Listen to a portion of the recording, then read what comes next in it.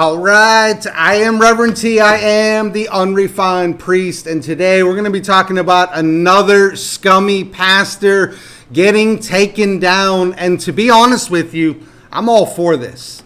I think we need to root these people out of the church as quickly as possible. I think we need more of this. I think we need every denomination that there is out there, Presbyterian, Methodist, Lutheran, Episcopal, all of them, to have teams go through and start rooting out bad clergy. Look, you're screwing around with people's wives, you're gone. You're screwing around with people's kids, you're gone. You're screwing around with the church money, you're out of there. I think it's time for an absolute revolution in the church, and the church being really proactive in addressing this. Look, I know a lot of people ask me, why do you highlight every time the church has a failure?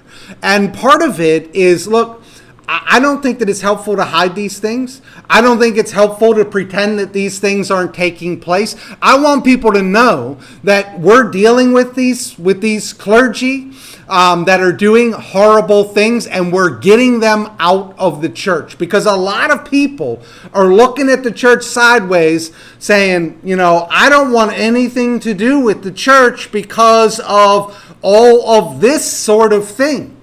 And if the church wants to really reach the world with the gospel, then we need to make sure that we are a place that is worthy of people putting their trust in us. And right now, I don't think that we are. Right now, there are so many clergy doing really bad things. And today, we're talking about E.Taylor, who I believe is out of Tampa Bay, Florida. And I'm super excited that this dude is going down and going down hard. Brandon Tatum's going to show us the video on this. He's got some funny comments as well. So let me just jump right into this. Hey, if you like what we're doing, hit that like button. And if you're not subscribed to the channel, hit that subscribe button. We would love for you to be a part of this community. Let's get it rolling. Yeah, Haley, and these neighbors were absolutely stunned by what went on this morning. Neighbors in this community, they woke up to helicopters and FBI agents raiding a home in Avila. And once they found out why those federal agents were there, it was even more surprising. Some of you say, I don't have 100,000, but you have 20,000. You have 50,000 here, or you have 10,000. That's video of E.Taylor asking viewers to send money to his church. Federal authorities now say Taylor used donations to fund an extravagant lifestyle that included this massive mansion in Tampa's affluent Avila community. FBI agents raided the home Wednesday morning. It's very surprising to hear that type of thing was going on, again, right in your backyard. It's unclear what authorities took from the home. This view from Skyfox shows several cars lined up with gift bows on top. Neighbors say the 10-bedroom, 10.5 bathroom, 28,000 square foot mansion is one of the largest in Avila. Because they was like, how could a pastor afford to live in a house like that? According to the 23-page federal indictment, this house is one of several properties throughout the country purchased by Taylor's Kingdom of God Global Church. He's the pastor and referred to himself as an apostle, according to court documents. The indictment alleges Taylor recruited people to work at call centers, referring to them as armor bearers. Investigators say they were his, quote, personal servants who fulfilled Taylor's demands around the clock and were never paid. Taylor and executive director Michelle Brannon are accused of... Go back, Nick. This guy looked like Homie the Clown. I don't know if you guys ever watched Living Color. He looked like Homie the Clown. Literally with the sock, hitting people over the head. Homie, don't play that. That's what he looked like. How do you... All right. I grew up watching Living Color. That's absolutely hilarious to me. But he ain't wrong. There's a couple of things I want to point out here. First of all, man, this dude does look rough as can be. This dude talking about give me $100,000, $50,000. If I saw this dude on the street, I would not give him $1. Absolutely wild to me. Makes me look really, really, really good and professional. That's absolutely hilarious. Man, if I was pulling in the money that he was pulling in, I think I'd be able to fix myself up pretty nice. Probably look like Joel Osteen up here. But that is wild to me. The second thing I wanted to bring up is, look, when you need fancy titles, that's a problem right there. This dude took the title of apostle. That is problematic to me in a variety of ways. But the main thing that I think, the main takeaway of this is, look, when people are demanding these fancy titles, it is a character issue. It shows something that is wrong with them, a desire for power beyond who they actually are. You know, you see this quite a bit. You see clergy coming in and pastor isn't enough. We don't want to be just pastor. No, we want to be apostle. No, we want to be bishop. You know, you got Bishop T.D. Jakes over there. You know, I don't know if you know this, but T.D. Jakes is not a bishop at all. He just took the title as bishop and applied it to himself. This dude isn't an apostle at all. He just took the title and applied it to himself because it made him feel important. It made it so that people felt like, hey, I'm gonna give this guy more respect because, my gosh, he's an apostle. This desire for titles is absolutely ridiculous to me. Look, for me, like when I got hired at the church that I'm at right now, they asked me, what do you want us to refer to you as? And I said, refer to me as Todd. And most of the people at my church refer to me as Todd. Some people want to refer to me as Reverend. And they do so, but because they want to do that, not because I've asked them to do it. I've asked them to call me Todd. Some people refer to me as Father, but again, it's because they want to do this. It's not me saying, call me this. And you got this guy over here saying, call me Apostle David Taylor. My gosh, that's a tip off right there.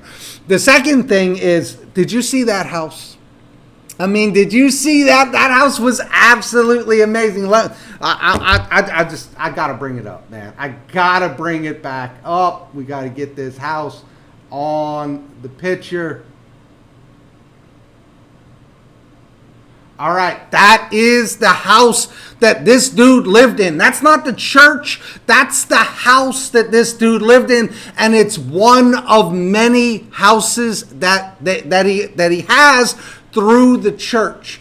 Look, we need to root these people out of the church as quickly as possible. We need a team of people to come into churches. Like the Presbyterians need to raise up a team. The Methodists need to raise up a team. The Baptists, the Anglicans, and to have them start looking into clergy that are out there and saying, look, if you're doing shady things, we're getting rid of you.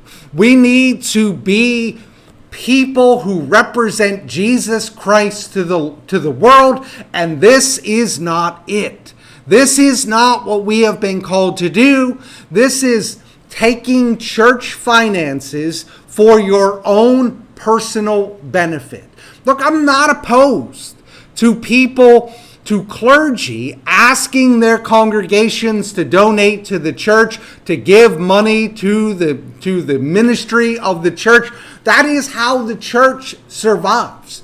But when you are taking that, and that is becoming your own personal piggy bank, when you are taking that and you are living these luxurious lifestyles because of the money that people are giving, that's a problem. That money should have been given to the benefit of the church ministry, and this is not it. Did you see those cars with gift bows on there? I don't know who's getting those cars because they look like they were gifts, or maybe they were gifts to him. That's stunning to me. I love that this dude is now going to be rooted out of the church, that another fraud in the church is exposed, but it's not enough. There's many of them. There are more than you can count. And some of them are doing it on a smaller scale. Some of them are doing it on a bigger scale. But this is the type of thing that we need to get rid of in the church. And we need to do it publicly. We need to make sure that the world out there knows that we are dealing with this issue. We're not hiding. We're not covering it up. We're not being silent. No, we're going to we're going to find these things. We're going to get rid of these things, and then we're going to be transparent to the world out there and say, look, this was going on, but we got rid of it. That is the approach that I think that we need to take. That's the approach of this channel. So every time these clergy go down, I am here to do a video on it because, look, I am one of those. I am clergy in the church. Him and I have the same profession. So when he does bad things, it reflects poorly on me. And I'm tired of people looking at me like I'm taking all this money from the church, like I'm sleeping with these kids, like I'm sleeping with these women in the church. That's not taking place in my life. And because it's not, I want these things out there. And I think you need more clergy to stand on this and say, look, we're not doing this, and we want to make sure that when this is taking place, that it's out of here. This is the approach that I've taken. It's the approach of the channel, and I think that it is the right approach because it tells the world, look, you can trust us because every time we find this stuff taking place, we deal with it. We're not hiding it. And the church has a long history of hiding it. And maybe they were hiding it to save the reputation of the church, but that ship has sailed. That ship is long down the river. So we need to do what we need to do to save the integrity of the church. Part of it is exposing stuff like this. I love this story. I love that this dude is out of there. So my name is Reverend T. I am the Unrefined Priest. If you like what I'm doing, hit that like button as well as the subscribe button. Every time you hit that subscribe button, really good things happen. I'll catch you all in the next one.